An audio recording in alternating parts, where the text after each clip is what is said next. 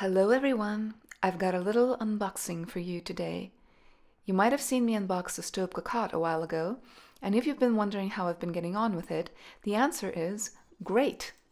However, I do only use it occasionally, for a number of reasons. Among those reasons is that I often find myself wishing that the surface area of the cocotte were larger and the walls a bit lower. Something in between a frying pan and a Dutch oven. A braiser.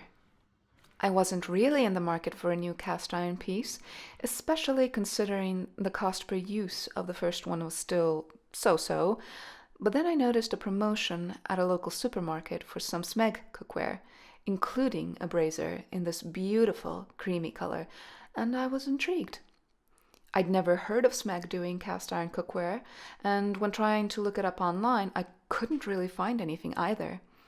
I hummed and hawed about it for a few weeks, collected the number of stickers necessary to get the advertised discount, and eventually got it for around 70 euros. My initial impressions are that this is a substantial piece. The black interior and the little nibs on the inside of the lid are very much reminiscent of Staub, while this particular colorway reminds me of the cream color that Le Creuset has in its lineup. It certainly looks and feels legit. However, unlike its French counterparts, this Smeg piece is made in China, and while it is enameled cast iron, for some reason the instructions say you can't put it in the dishwasher. Why? I don't know. And while 70 euros is a lot less than a similar item from Le Creuset or Staub would cost, I also don't want to risk ruining the piece by ignoring the care instructions. I don't mind hand washing some items, but I do appreciate the convenience of not having to.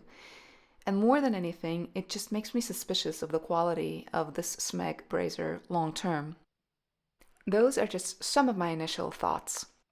Do you own Smeg cookware? If so, how do you like it? Let me know in the comments below. And if you'd like to see this braiser in action, let me know what you'd like to see me make. Thanks for watching.